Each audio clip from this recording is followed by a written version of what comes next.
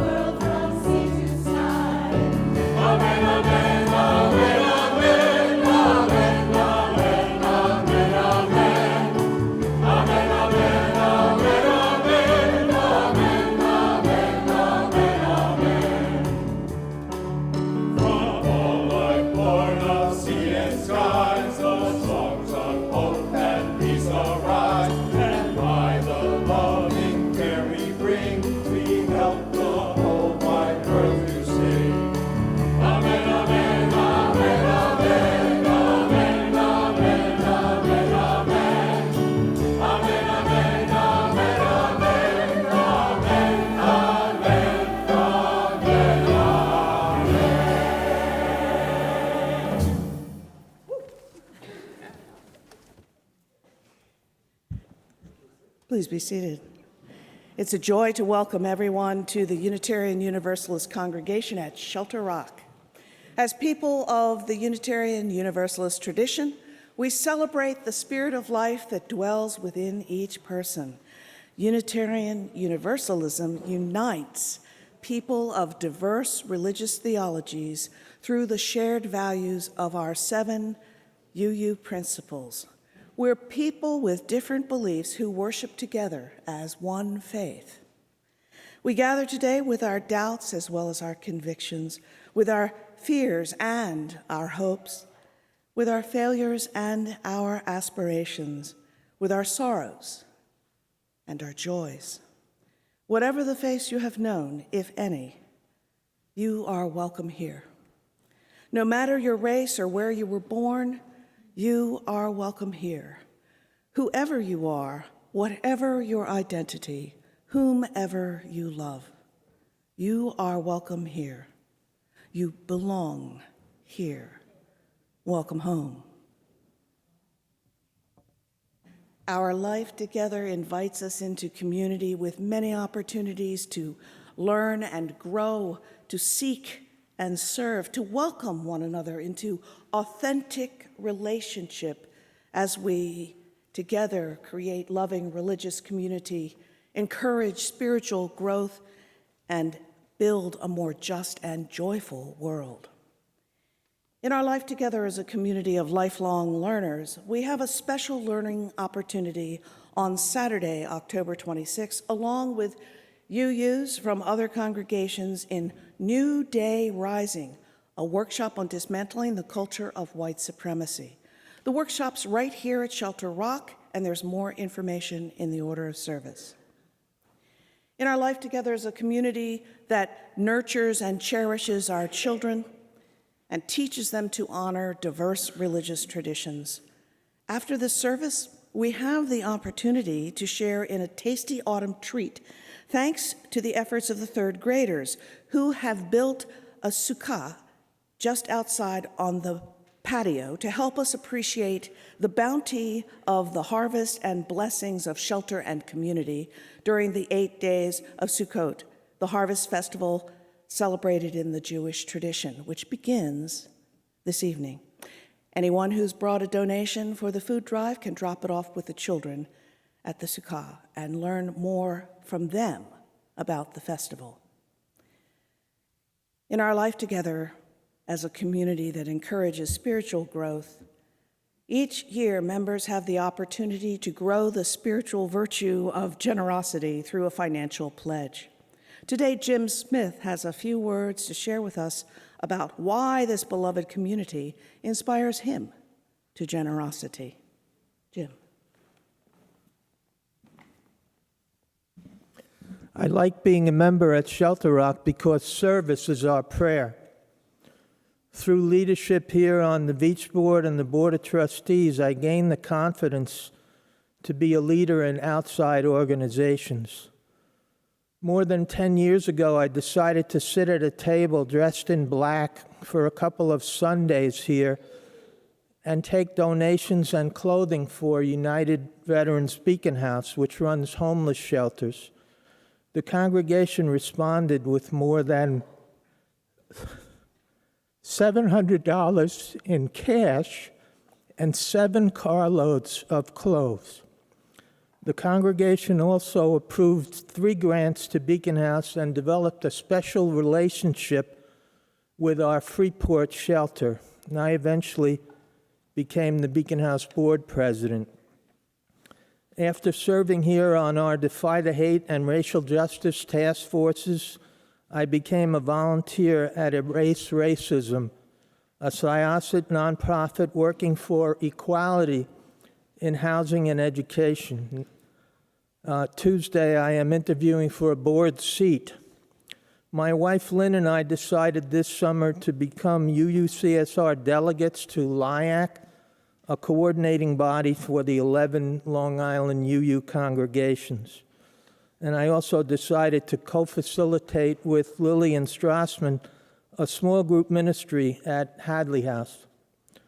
Socially, I've met some great people here who have become friends. Spiritually, I've become thankful for the successes I've had and made a commitment to giving back and also to having fun.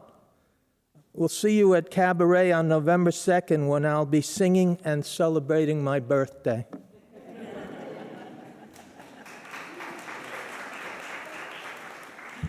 Thanks so much, Jim. And thank you for sharing some of the many ways that Shelter Rock can encourage spiritual growth and inspire us to help build a more just and joyful world. And a reminder, an annual financial contribution is part of the responsibility of membership here. A financial pledge and payment must be made by the end of December for membership through June 30th of the coming year. Pick up a pledge form in the lobby after the service and joyfully renew your membership today. In service to our vision, together we create loving religious community and encourage spiritual growth. Now is the time to sign up online for one of our small groups. Small group ministry helps people build authentic relationships as together they explore some of life's ultimate questions. This month's theme is belonging. Joining a small group can be a great way to belong. In our life together as people of vision, we know that a budget is a moral document. This year, we're launching our developmental ministry work with a series of vision and budget roundtables in early November. The hope is that these congregational conversations will help us to imagine new or expanded initiatives to help us live more fully into our vision. There's more information on the inside back cover of the order of service. And finally, as people who seek to be authentically ourselves within a loving religious community, we sometimes discover that we have different needs or different points of view. We've begun a conversation about the place, if any, of applause in the Sunday worship service. a word of reassurance. The musicians do not expect applause and don't require it. Those of us who plan worship do so with the hope that people will experience emotions that carry the message of the service. Music and emotion are closely entwined. Sometimes the emotion is like a whoop of joy. Sometimes it's like the heart breaking with pain and regret. Different emotions lead to different responses. In this service, the invitation is to notice how you feel. Now let's take a moment to greet the people near us. Let's see if we can bring real meaning into the idea that in this community, it's possible to say and mean, welcome home.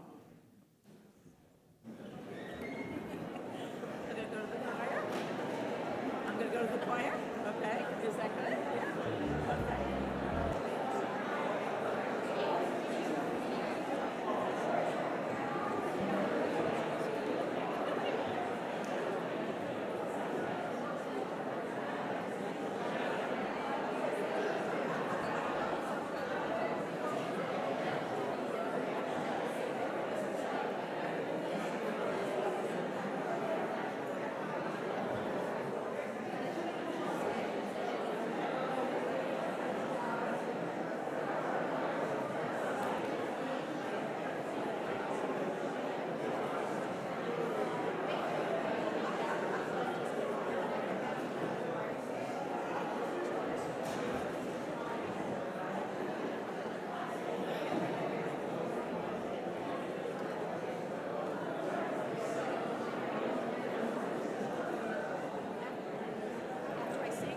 Oh, sorry. Am I going to sing? Is that okay? Okay, that's okay. See when. Okay. This is very seasonal.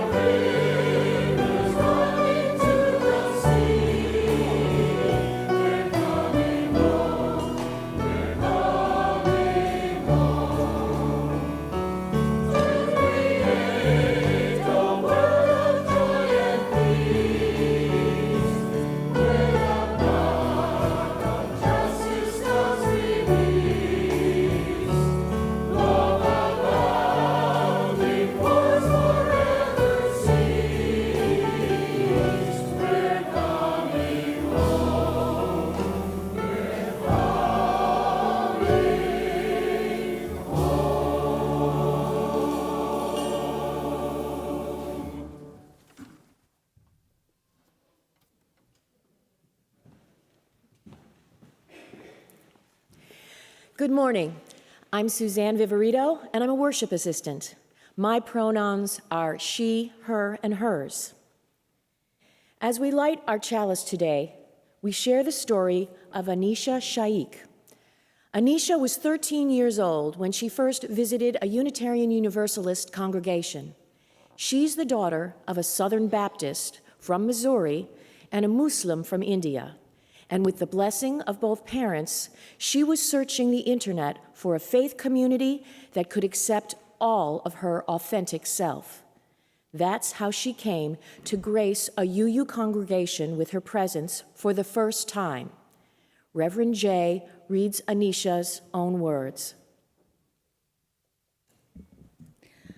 I found a UU church just a few minutes from my home and decided to check it out the next Sunday. One of my parents dropped me off, and I went in by myself. I was greeted immediately by a somewhat confused member of the congregation who was wondering who I was and why I was there all alone. She asked me what I was looking for, and I said, fully expecting to be met with a weird look, well, I'm kind of Muslim, kind of atheist, and really confused, so I guess I don't really know what I'm looking for. To my complete surprise, she put her arm around me, smiled, and led me into the sanctuary. She said, I think this is just the place for you. Let's rise now in body or spirit as we sing hymn number 1010, We Give Thanks. There are verses 2 and 3 are different, and they're printed in the order of service and on the screen.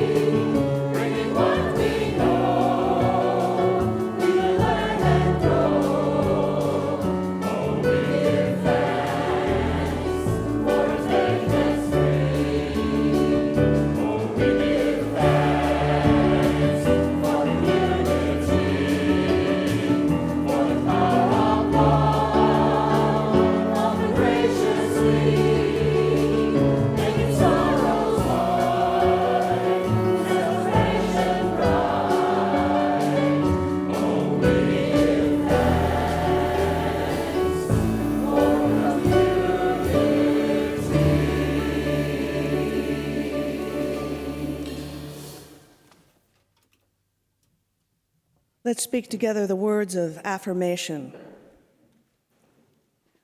Love is the doctrine of this congregation. The quest of truth is its sacrament, and service is its prayer. To dwell together in peace, to seek knowledge in freedom. This do we affirm and covenant with each other.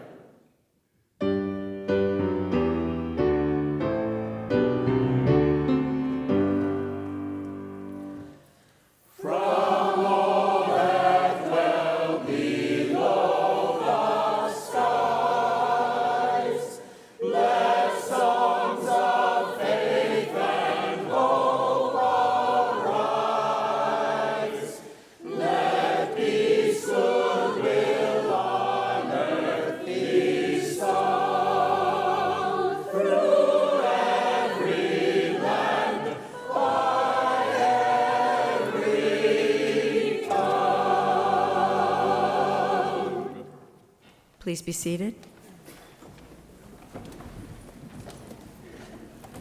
Good morning. I'm Angela Caesar. Thank Thank you. I'm Angela Caesar, and I use the pronouns she, her, and hers. And like Suzanne, I am one of the worship assistants here. As Unitarian Universalists, we affirm the inherent worth of every person. We encourage one another to spiritual growth and seek to build a world where justice, equity, and compassion are the basis for all human relationships. These are not small aspirations, but we cannot live lives of meaning and purpose by playing it small. Graced with an abundance that has been our blessing, this congregation's vision has led us to support far-reaching efforts to build a more just and joyful world. We are connected to all that is, and our life together is one expression of that interconnectedness. From the bounty that blesses us, may we offer financial gifts to support the vision of life of this congregation. Will the ushers please come forward?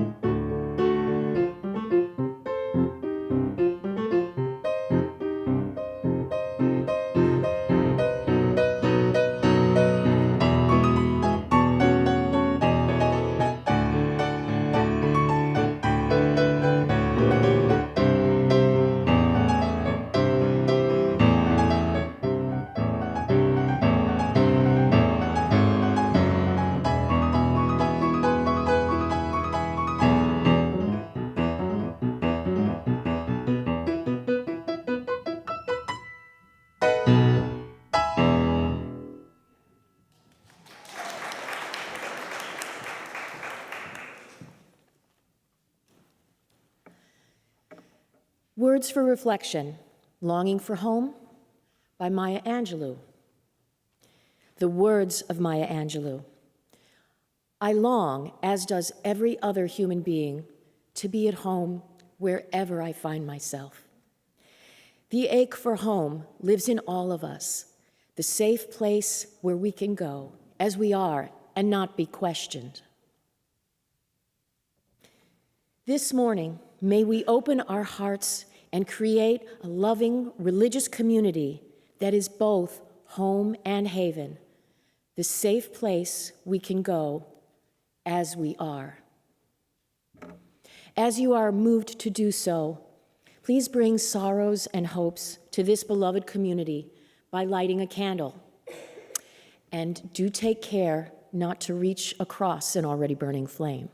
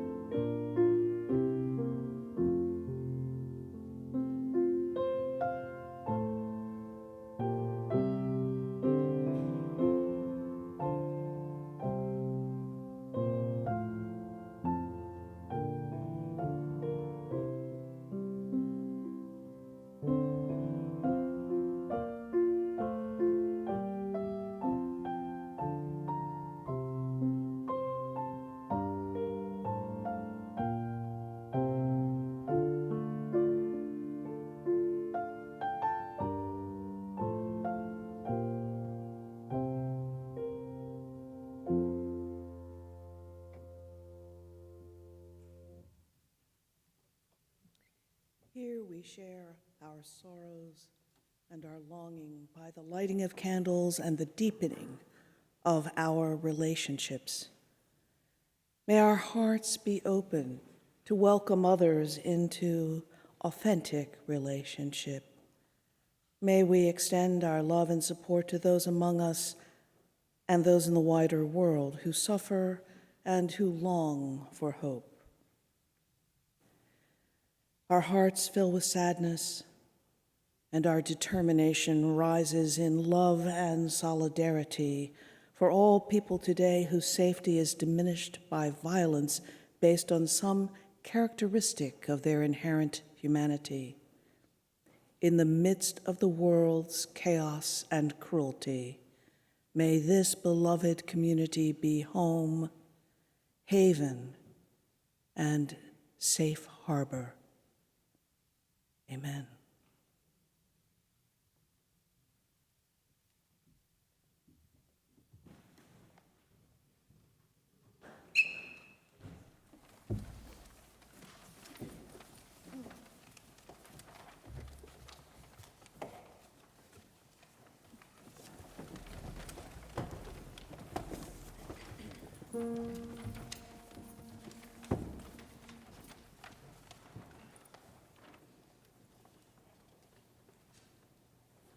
Would you harbor me?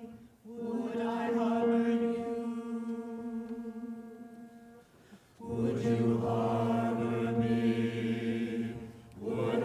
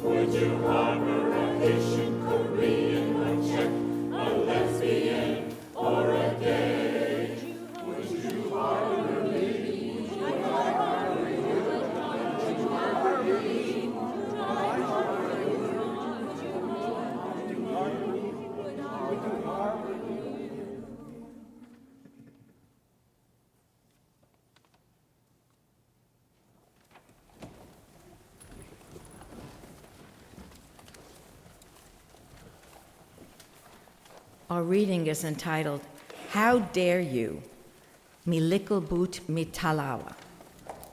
That's a Jamaican expression meaning small yet mighty.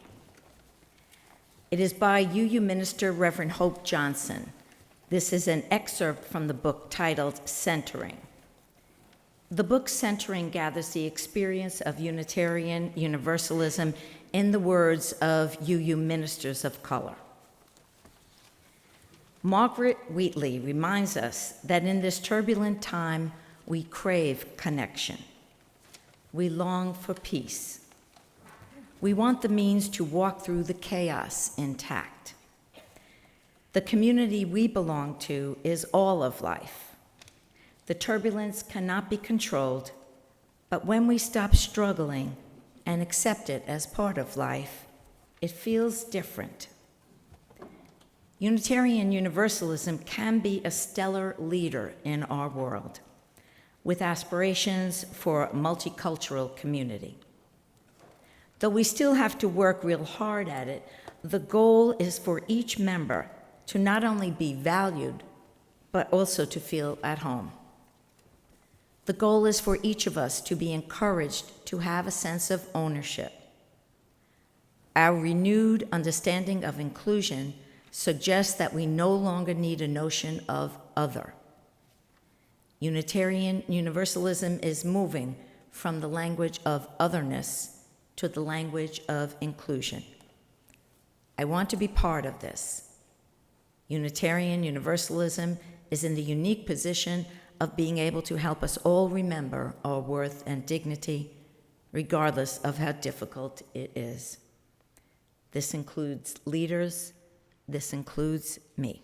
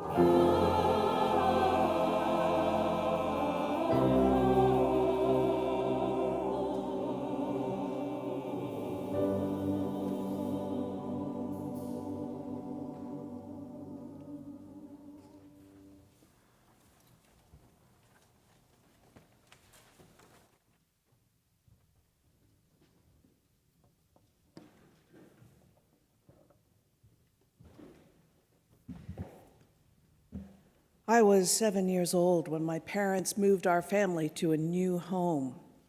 Almost immediately, I made a friend. Gary lived in a house just over the back fence. We were back and forth so many times that our parents put a gate in. Not that we needed a gate. We were up and over the fence and frequently used the fence as a kind of ladder to boost us onto the roof of Gary's garden shed. We'd lounge for hours on that roof, looking up at the sky and trees and talking about life. Maybe it's no surprise that we both became ministers. When Gary and I were young adults and living far from home, I came back to visit my parents. It was the first time Gary wasn't also home visiting his parents.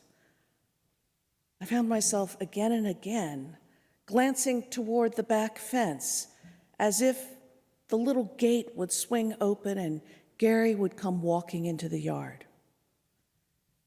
Home meant not just my parents, but also the presence of my friend. From childhood through college, Gary and I were shelter for each other. We were each other's bond and promise. We were each other's home. But he wasn't there, and I felt the ache of loss.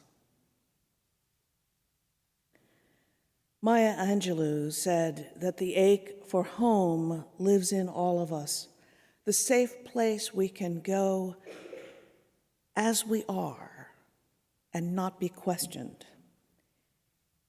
In that moment, the ache for home resonated in my heart. And don't we all long for a place where we belong, where we're accepted for who we authentically are, where people know us, a place that's home in the best sense of the word? Maya Angelou said something more, something it's harder to grasp. She said, "I long, as does every other human being, to be at home wherever I find myself." This is a deeper way of belonging. It's a way of belonging that requires spiritual growth, spiritual deepening. How can we find the courage and groundedness to be authentically ourselves wherever we are?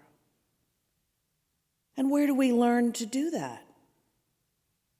Most people struggle with the ways the world delivers hurt. People ache for home because they're weary with being hurt and invalidated and diminished and dismissed. They want to go home to people who will love them.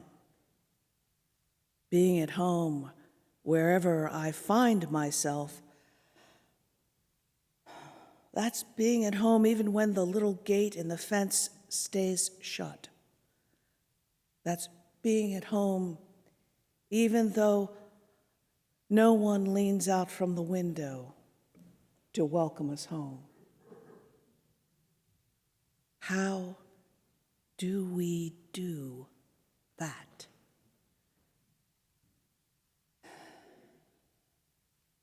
There are two important challenges here. One is personal and demands spiritual growth. The other is communal and demands a heart-centered, authentically welcoming community. Both challenges invoke Shelter Rock's vision of loving religious community that encourages spiritual growth.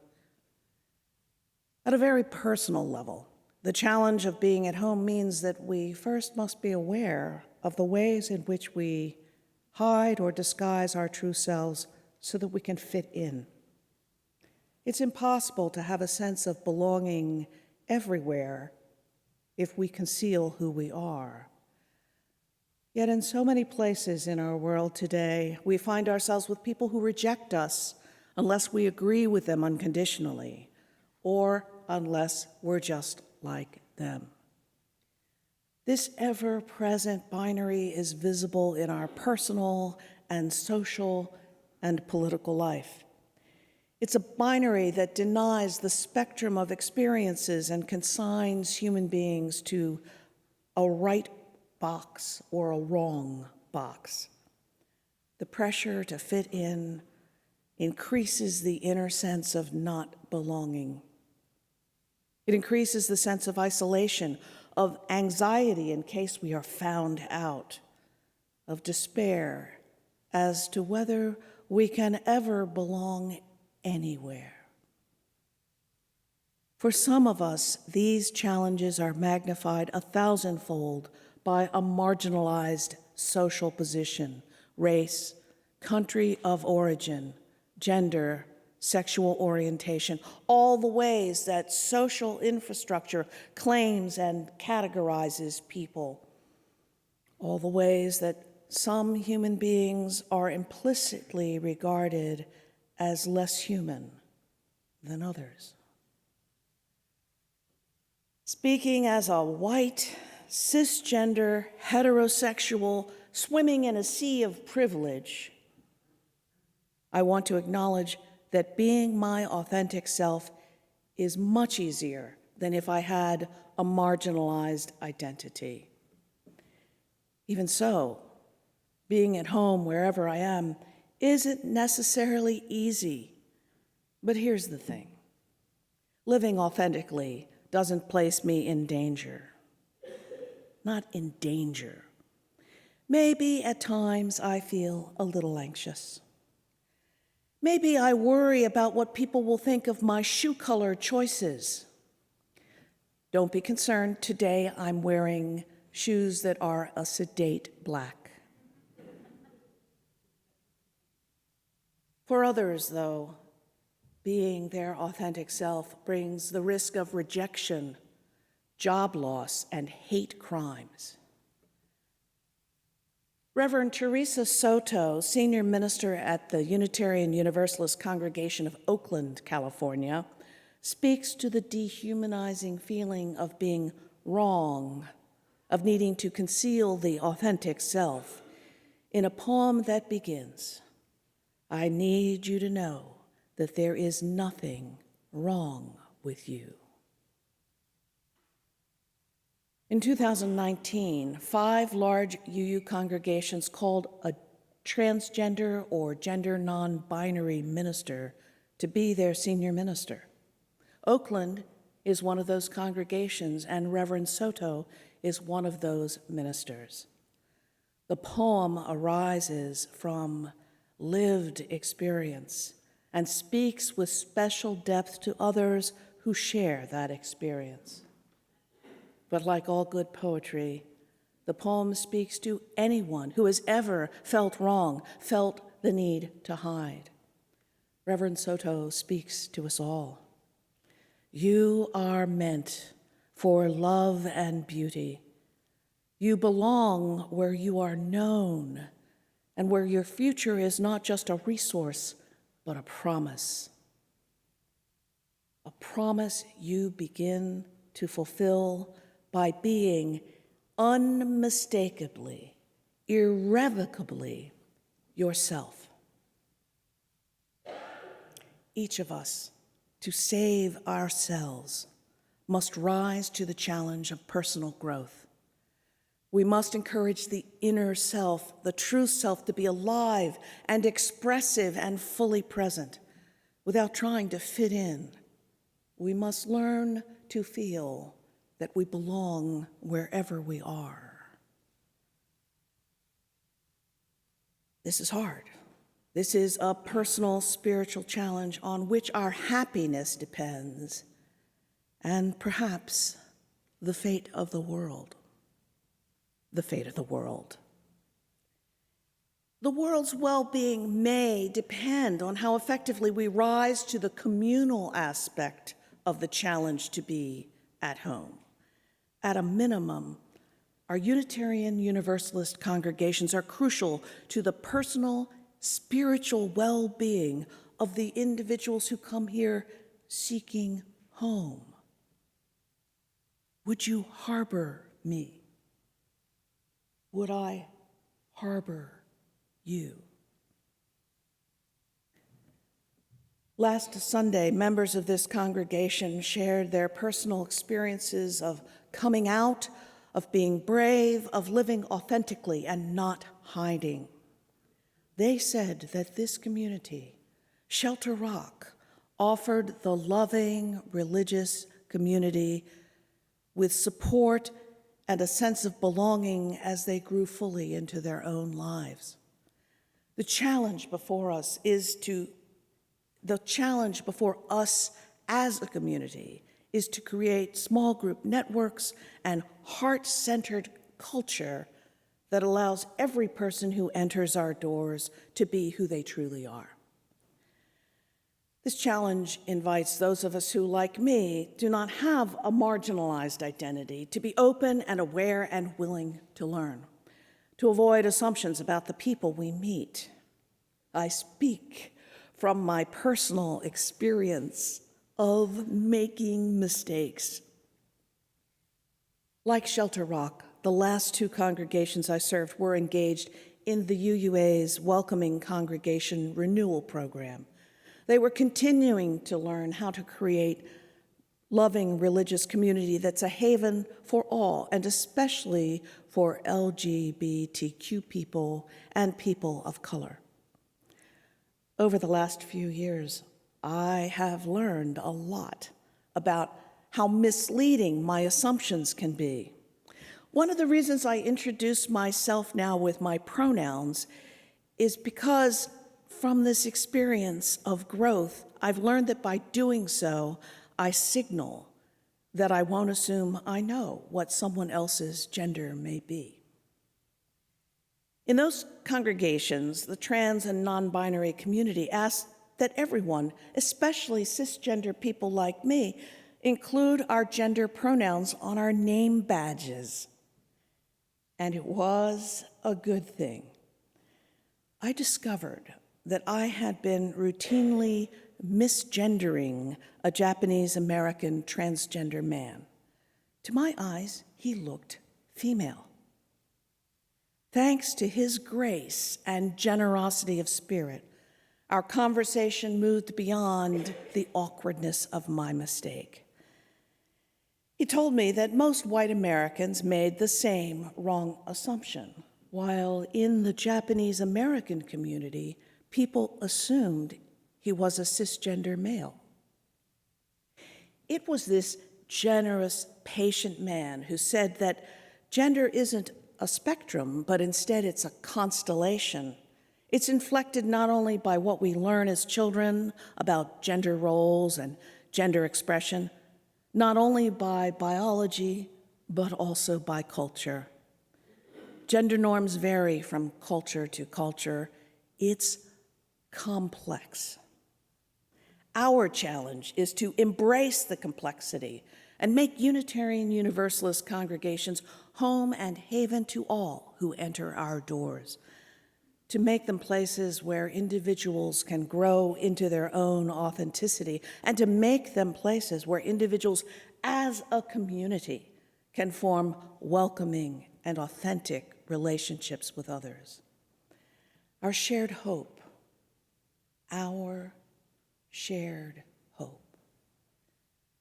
is that this congregation can say to all who enter, you are not wrong. You belong where you are known and where your future is not just a resource, but a promise. How does this community become that home, that haven, where our principles are both promise and reality? Gwendolyn Brooks. There is a roadmap to home in the work of Gwendolyn Brooks, the Black American poet whose life spanned most of the 20th century. She recognized a truth about community in the character and music of African-American concert artist Paul Robeson, who was a voice for Black community and Black liberation in a way that inspired a deep sense of community. Gwendolyn Brooks wrote a poem about him, a poem called simply Paul Robeson. The roadmap to how this community, our community, can fulfill the promise of home and haven is in the poem's closing words. We are each other's harvest.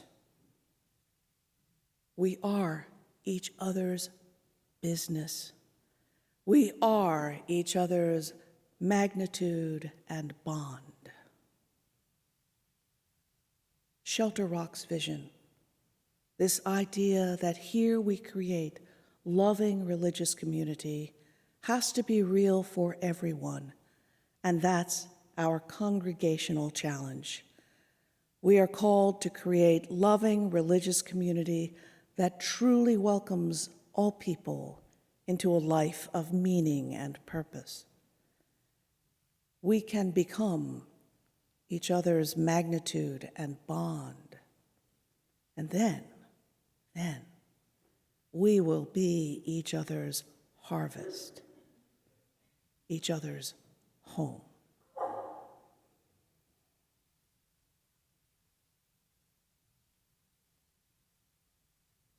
Now let's sing of another kind of home as we rise in body or spirit to join together in singing hymn number 1064, Blue Boat Home, Our Planet, the Only One We Have.